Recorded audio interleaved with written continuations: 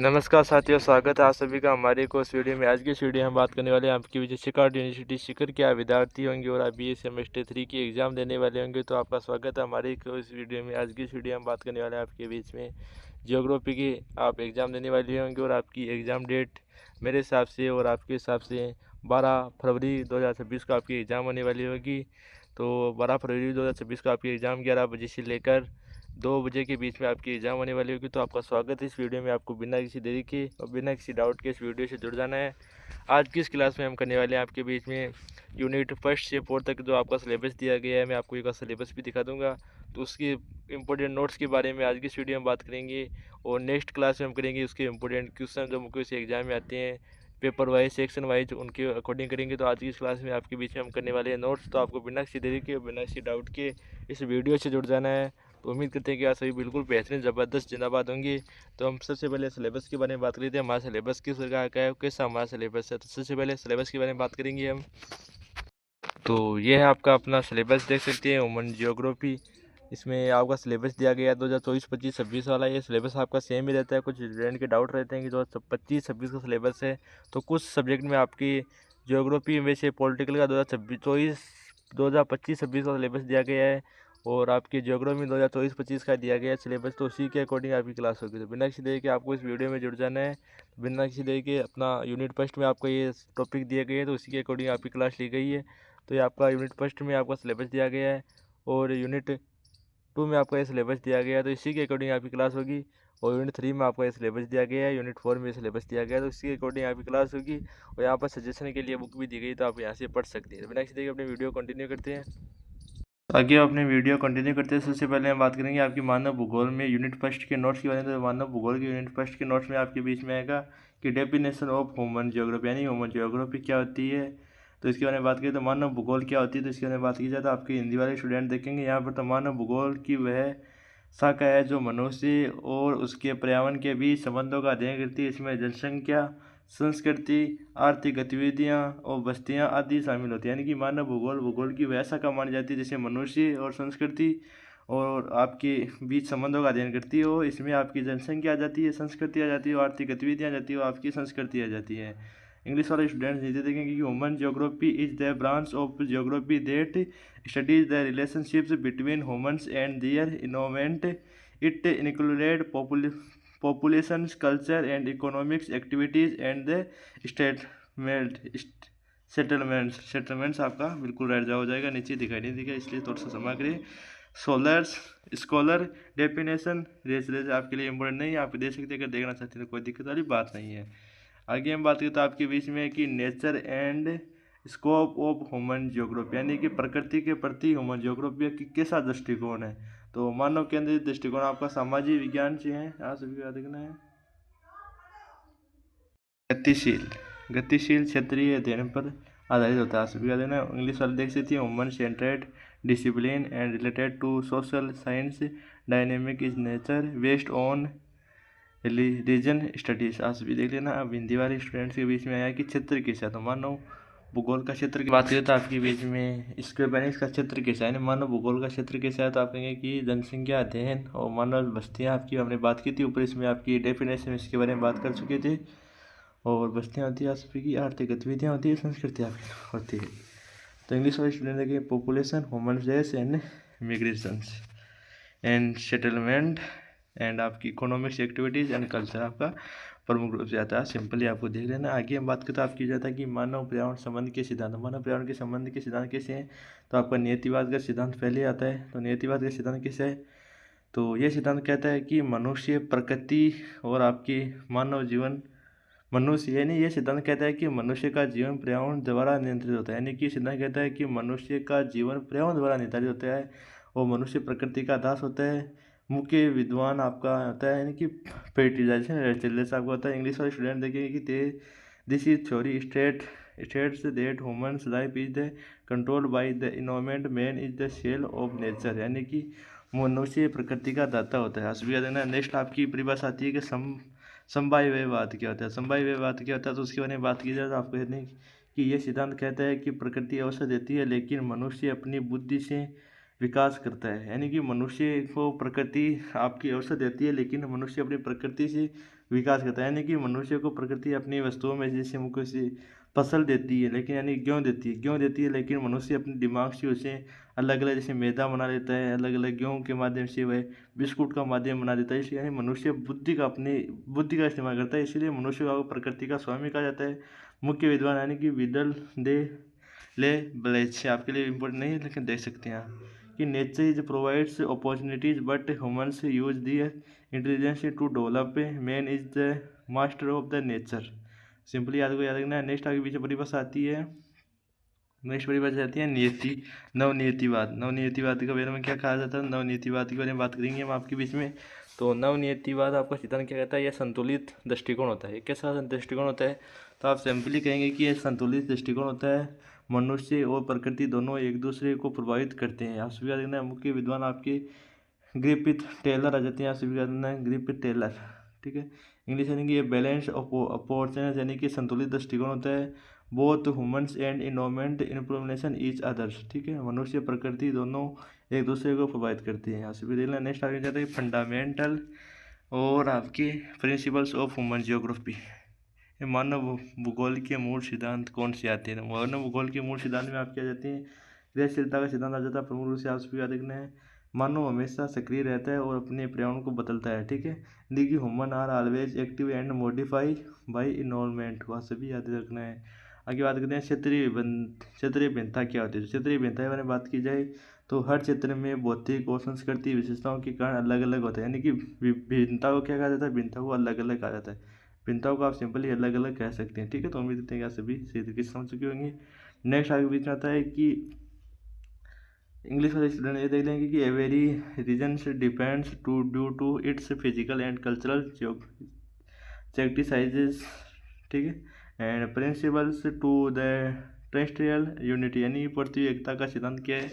तो हिंदी वाले स्टूडेंट देखेंगे नीचे, तो पृथ्वी के सभी भाग आपस में जुड़े हुए हैं। आप सभी को याद रखना है, एक स्थान की घटना दूसरे स्थान को प्रभावित करती है। पृथ्वी के सभी भाग आपस में जुड़े हुए हैं, आप सभी को याद रखना है। यानी कि आर पार्ट्स ऑफ अर्थ ये are interconnected and event is in one place affects another place, ठीक है। तो इंपॉर्टेंट नोट्स में आपकी कर सकते हैं। अगर आप करना चाहते हैं तो इंग्लिश वाले विद्यार्थी हैं, आपके इंपॉर्टेंट क्वेश्चन कर सकते हैं। 2 से 3 लाइन वाले क्वेश्चन में ये आ सकते हैं आपके बीच में एग्जाम में। सिंपली क्वेश्चन आ सकता है कि मानव भूगोल की परिभाषा दीजिए, तो मानव भूगोल की परिभाषा दे देना आप।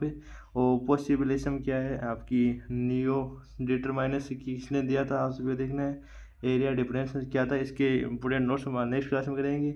और आपके सेक्शन बी में 10 नंबर का जो क्वेश्चन आता है वो क्वेश्चन ये आ सकता है, ठीक है। 10 नंबर वाला क्वेश्चन आपके 4 आते हैं, तो उसमें से आपका ये क्वेश्चन आ सकता है, ठीक है। 40 नंबर के वो मटेरियल आता है, तो 10 नंबर का एक क्वेश्चन आपके बीच में हो सकता है। तो अगर आप करना चाहते हैं तो मानव पर्यावरण के बीच संबंध विभिन्न सिद्धांतों की व्याख्या कीजिए। और ये आपका 20 नंबर का क्वेश्चन आता है, तो मुख्य से आपके पेपर में 2 क्वेश्चन आते हैं, 20 से 4 क्वेश्चन आती है, लेकिन 2 क्वेश्चन आपको करने होते हैं। 20 नंबर की होती है और ये भी 40 नंबर का होता है। तो एक क्वेश्चन आपको 20 नंबर का होता है। अगर आप करना चाहते हैं तो कर सकते हैं। इसके आंसर हम नेक्स्ट क्लास में करेंगे। तब तक के लिए आपको इस वीडियो को सही तरीके से इसके नोट्स पढ़ने हैं। आपको नोट्स के बारे में इस वीडियो में बात करेंगे। आपके बीच मानव जातियाँ हैं, विश्व जनसंख्या, तो humans races types of the distribution आप सभी याद रखना है। तो मानव जाति आपसे तात्पर्य है कि उन लोगों के समूह से है जिसमें शारीरिक विशेषताएं समान होती है, जैसे चौथा का रंग, बालों का प्रकार, नाक की बनावट, कद आदि आपकी मानव जाति से तात्पर्य है, ठीक है। आप सभी याद रखना, मानव जाति में आपके प्रमुख रूप से माने जाते हैं। सिंपली देख लेना, इंग्लिश वाले स्टूडेंट भी देख लेना, कोई दिक्कत वाली बात नहीं है, ठीक है। तो इंग्लिश वाले स्टूडेंट देख लीजिए, human race refers to group of peoples having similar physical characters and आपके such as skin colours, hair types and nose shapes and height its, ठीक है। तो जी गोल्डन ने मानव सिद्धांत जातियों को 3 भागों में विभाजित किया है। तो सबसे पहले आपकी आती है कोकसाइड से, यानी कोकसाइड आपके प्रमुख से आती है। तो हिंदी वालों इंग्लिश वालों के लिए सेम ही आप सभी पढ़ लेना, ठीक है। तो इसमें क्या कहा गया है, तो गोरी त्वचा होती है एंड आपकी सीधी और लहरदार बाल होते हैं। लहरदार आपके बाल होते हैं, प्रमुख रूप से लंबा कद होता है सभी को देखना है, एंड संकीर्ण नाक होता है, यानी नाक लंबा होता है। मुख्य क्षेत्र में आपकी आ जाती हैं, यूरोप आ जाता है, पश्चिमी एशिया आ जाती है, उत्तरी अफ्रीका प्रमुख रूप से आ जाती है। तो फेयर स्किन और strength for where they heavy यानी wavy hairs and tall heights आपकी द नारो नोज, ठीक है।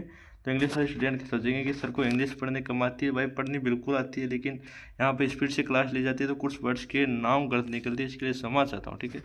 तो मोनो मंगोलो लाइट, तो ये क्या होती है, तो पीली या हल्की भूरी त्वचा होती है, चपटा से चेहरा होता है, छोटी आँख होती है आपकी, यानी कि एपिस्केनेटिक प्लॉट होती है, सीधे बाल आने की मुख्य क्षेत्र चीन, जापान, मंगोलिया, उत्तर पूर्वी भारतीय मनुष्य माना जाता है। ठीक है, आगे हम बात करें तो इंग्लिश वाले स्टूडेंट देखेंगे येलो वाइज टू और येलो आइज, और आपकी ब्राउन स्किन होती है, सभी देखना है, एंड फ्लैट फेस होता है आपका, स्मॉल आइस होती है यानी छोटी आँखें होती है, और स्ट्रेंथ है यानी लंबे बाल होते हैं, found is China, Japan, Mongolia, north east India. ठीक है, इंग्लिश बिल्कुल देखें। तीसरी प्रजाति में आपकी आ जाती है नागौडिया। ठीक है, नागौडिया, नेगोरोइड आती है, आपकी काली त्वचा होती है, इनकी घुंघराले बाल होते हैं, चौड़ी नाक होती है, मोटे होठ होते हैं, मुख्य क्षेत्र में आपकी अफ्रीका मानी जाती है। इंग्लिश वाले dark skin, curly hair and borrowed nose and thicks lips, यानी कि मोटे होठ। ठीक है, तो found in the mainly in Africa में आपकी सभी याद रखना, एक अफ्रीका वाले स्टूडेंट है,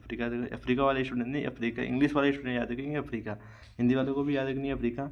जनजातियों का सामाजिक आर्थिक जीवन तो कैसा है, तो इनका क्षेत्र आकटिक क्षेत्र माना जाता है, जीवन आपका शिकार और मछली पकड़ना होता है, घर इनका इग्लू होता है, और आपका भोजन मांस और मछली प्रमुख रूप से माना जाता है। ठीक है, तो उम्मीद करते हैं आप सभी तरीके से करते हैं, क्लास को समझ रहे होंगे और क्लास आपको सही तरीके से पसंद आ रही होगी, तो क्लास ज़्यादा से ज़्यादा शेयर लाइक कमेंट जो भी करना चाहते हैं कर सकते हैं। तो आर्कटिक में आती हैं आपकी ह्यूमन हंटिंग एंड फिशिंग, लीगलो आपके जाते हैं मीट एंड फिश आपकी प्रमुख आते हैं, इनको मारकर खाते हैं। ठीक है, तो कालाहारी मरुस्थल के बारे में बात करेंगे आपके बीच में।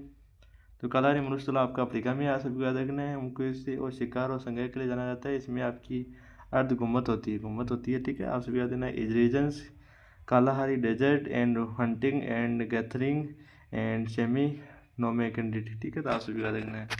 आगे हम बात करें तो आपको चाहता है कि पाइगेमिक्स, तो पाइगेमिक्स का क्षेत्र क्या है, तो आप कहेंगे पाइगेमिक्स का हमारा क्षेत्र कहाँ पर है, तो आप कहेंगे कांगो बेसिन में है। ठीक है, छोटा कद इनका प्रमुख रूप से होता है, जीवन आपका शिकार और वन उत्पादन होता है। ठीक है, आप सभी याद रखना है। रीजन्स आपकी आ जाती है कोनो बेसिन आपकी शॉर्ट हाइट आती है यानी छोटे बाल आते हैं, हंटिंग एंड फॉरेस्ट छोटा कद आता है, बाल नहीं छोटा कद आता है। ठीक है, फॉरेस्ट बेस्ड लाइफ होती है, एंड संथाल आपकी जनजाति होती है, इनका क्षेत्र कहाँ पर है, तो इनका क्षेत्र आपका झारखंड और बिहार में माना जाता है, संथाल जनजाति का, एंड मुख्य कृषि श्रमिक कार्य के लिए लगे होते हैं, सामूहिक जीवन इनका होता है। तो reasons in Jharkhand Bihar agriculture and labour work and communities based social life. ठीक है, अब नागा भी आपकी जनजाति है, और नागा जनजाति आपकी नागालैंड में होती है, सभी को याद रखना है, और झूम कृषि ये प्रमुख रूप से करती है, और पारंपरिक संस्कृति इनकी मानी जाती है, यानी रीजन्स आपके नागालैंड में होते हैं ये जनजाति। ठीक है, एंड आपका शिफ्टिंग सिविलाइजेशन आपका होता है, रिच एंड ट्रेडिशनल कल्चर इनका प्रमुख रूप से होता है। भील जनजाति आपकी कहाँ पर होती है, तो भील जनजाति आप सिंपली कहेंगे भील जनजाति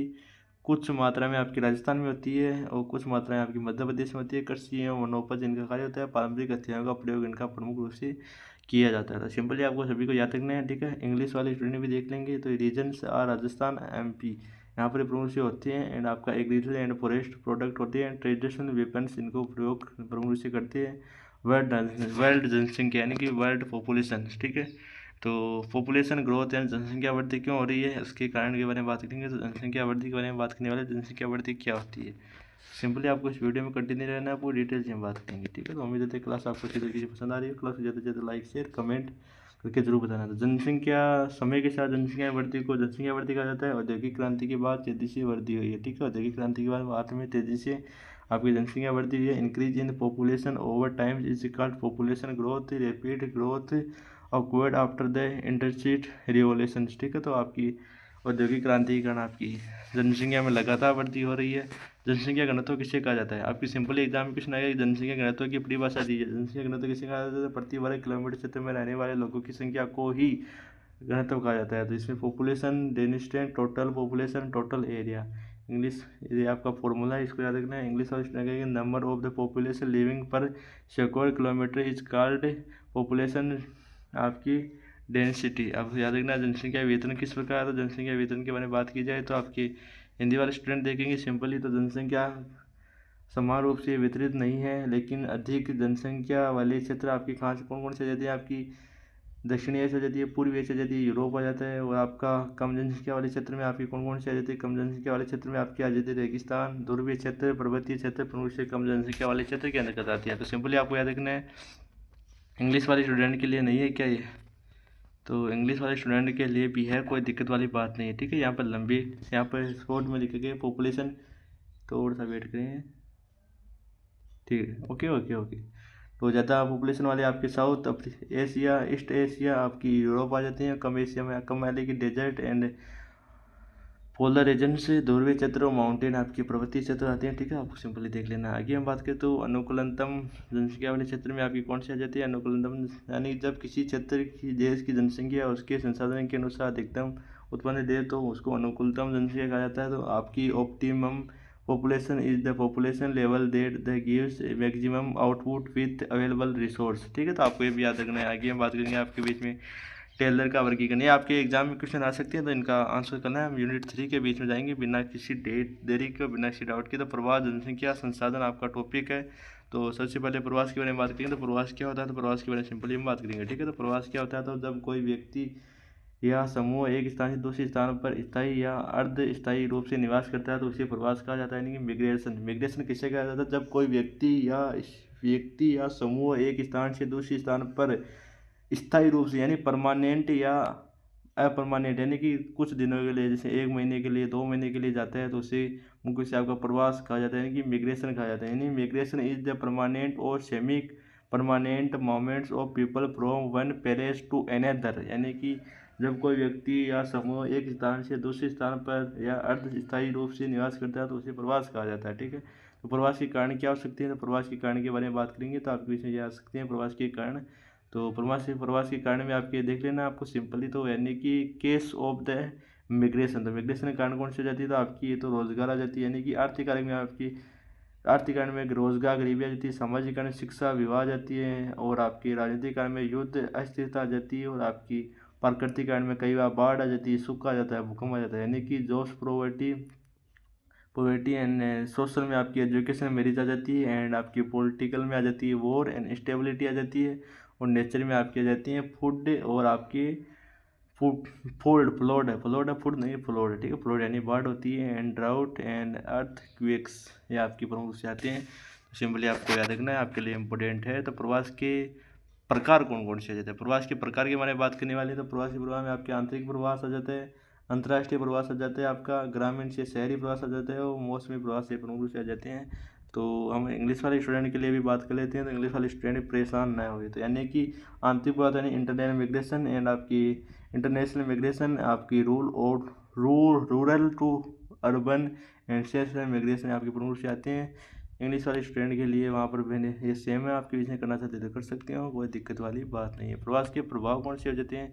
तो प्रवास के प्रभाव में आपके सिंपली आ जाते हैं शहरीकरण में वृद्धि, रोजगार के अवसर, झोंपड़ियों की समस्या, संस्कृति विचरण। तो इंग्लिश वाले कहेंगे growth to urbanisation, employment of opportunity, slum आपका प्रॉब्लम्स एंड कल्चरल मिक्सिंग आपकी प्रमुख से आ जाते हैं। तो सिंपली आपको ये सभी याद रखना है, इंपॉर्टेंट है आप सभी के लिए, इंपॉर्टेंट है, ठीक है। IMP, ठीक है। आगे हम बात करेंगे आगे बीच में वर्ल्ड विश्व प्रवास प्रतिरूप। तो विश्व प्रवास प्रतिरूप किस प्रकार है? तो विश्व प्रवास प्रतिरूप आपको सिंपली बताना है कि एशिया से यूरोप, और आपकी मेक्सिको से USA, दक्षिण एशिया से पहाड़ी क्षेत्र, और अफ्रीका से यूरोप, यानी Asia to Europe and Mexico to USA। ये आपको सिंपली देख लेना है, सेम ही आपके बीच में कोई दिक्कत वाली बात नहीं है। जनसंख्या संसाधन क्षेत्र, तो जनसंख्या संसाधन क्षेत्र में कौन से आ जाते हैं? आपकी ये अवधारणा आपकी अकेरमैन नीति, ठीक है। तो इसके प्रकार में आपके संसाधन, आर्थिक, जनसंख्या, कम क्षेत्र जैसे ऑस्ट्रेलिया, जैसे रीच, रिसोर्स और दाऊ पॉपुलेशन, यानी कम आपकी जनसंख्या कहाँ पर है? तो आप जैसे ऑस्ट्रेलिया में है और संसाधन कम है लेकिन जनसंख्या अधिक है। जैसे भारत में संसाधन कम है लेकिन जनसंख्या अधिक है, यहाँ पर संसाधन भी अधिक है, जनसंख्या कम है। तो मुख्य से विकसित देश में आता है, आपका विकसित देश में मुख्य रूप से आता है। लेकिन भारत एक विकासशील देश है, यहाँ पर संसाधन कम है लेकिन पॉपुलेशन बहुत ज़्यादा है, ठीक है। ये आपको याद रखना है। आगे हम बात करें संसाधन और जनसंख्या संतुलित, तो यानी कि इसमें सब कुछ बराबर है। तो मुख्य से आपको USA में सबसे बराबर है, इसमें यानी बैलेंस पॉपुलेशन एंड रिसोर्स आपको याद रखना है। जनसंख्या लाभांश से आपके लिए होता है जब किसी क्षेत्र में कार्यशील वर्ग आपके 1564 वर्ग के लोगों को कार्यशील कहा जाता है। एंड जो सांख्यिक जनसंख्या लाभ करते हैं, आप सभी को याद रखना है। तो ये देख सकते हैं जनसंख्या समस्या में आपकी बेरोजगारी आ जाती है, गरीबी आ जाती है, संसाधनों की कमी आ जाती है, प्रदूषण आ जाता है, आवास समस्या आ जाती है, यानी कि एम्प्लॉयमेंट में आपकी पॉवर्टी आ जाती है, यानी कि गरीबी आ जाती है, रिसोर्स यानी शॉर्टेज आता है, यानी कि संसाधनों की सीमित मात्रा होती है, पॉपुलेशन आर कम होती है, ठीक है।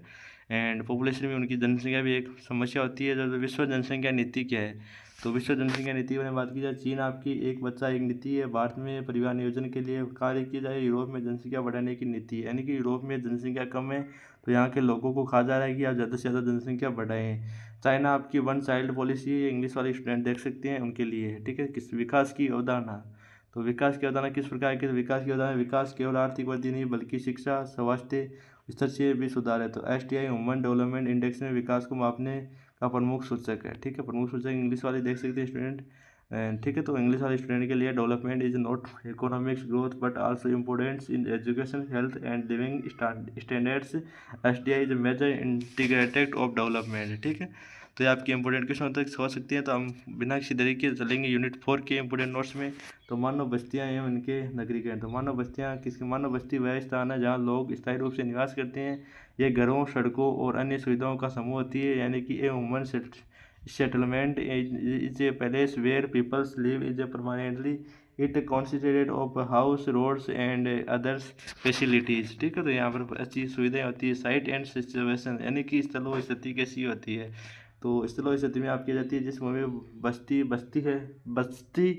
बस्ती है उसे स्थल कहते हैं, जैसे नदी किनारा और पहाड़ी मैदान होता है, यानी the act of the land of the which settlement is bleed in the called side, ठीक है। तो रिवर्स बैंक आ जाती है आपकी, हिल आ जाती है, पेन आ जाती है, आपकी मनुष्य आते हैं।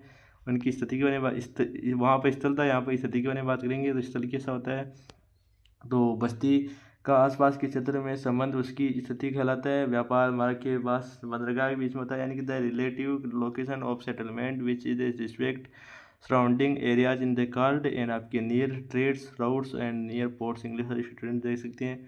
मानव बस्तियों के प्रकार और प्रतिरोध, सघन बस्ती होती है आपकी, अर्धसघन बस्ती होती है, विखंडित बस्ती होती है आपकी, लेनस डिस्प्रेड सेमी कॉम्पैक्ट एंड कॉम्पैक्ट आपकी बस्तियाँ आती है। इनके बारे में देख सकते हैं आप। तो सबसे पहले बात करने वाले हैं आपके आकृति कैसी होनी है, इनकी आकृति किस प्रकार की होती है। तो आकृति के बारे में बात की जाए तो आपको सिंपली देख लेना, आकृति के बारे में हम बात करेंगे आपके बीच में। सबसे पहले तो ग्रामीण बस्तियों की आकृति भूमि जल आकर्षी और परिवहन पर निर्भर करती है। जब morphology of rural settlement of depends of lands and waters agriculture and next बारे में बात करेंगे। तो किसी नगरीय बस्तियों का वर्किंग कैसा है, जनसंख्या के आधार पर, आपको कार्यों के आधार पर, यानी कि best of the population best of the functions. आपकी इंग्लिश वाले स्टूडेंट देख सकते हैं। आवासीय क्षेत्र उपनगर आपकी होती हैं।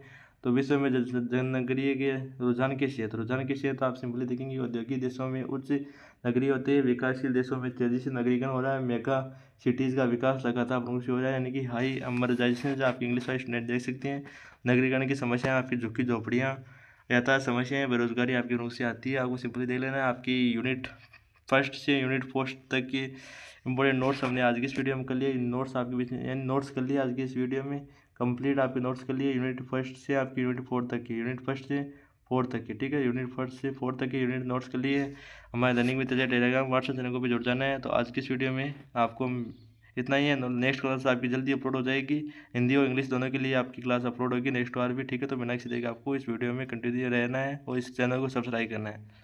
आपका अपना टेलीग्राम चैनल, यहाँ पर आपको इसका PDF मिल जाएगा और हम बात करेंगे आपके विषय में। वहाँ पर भी आपको जुड़ जाना है, हमारे व्हाट्सएप चैनल पर भी जुड़ जाना है। यहाँ पर लगातार स्टूडेंट्स जुड़ रहे हैं तो आपको भी जुड़ जाना है। ये है आपका learning with Tejal WhatsApp channel, आपको यहाँ पर जुड़ जाना है। आज की इस वीडियो में इतना ही, मिलते हैं इस वीडियो में, जब तक के लिए जय हिंद जय भारत साथियों।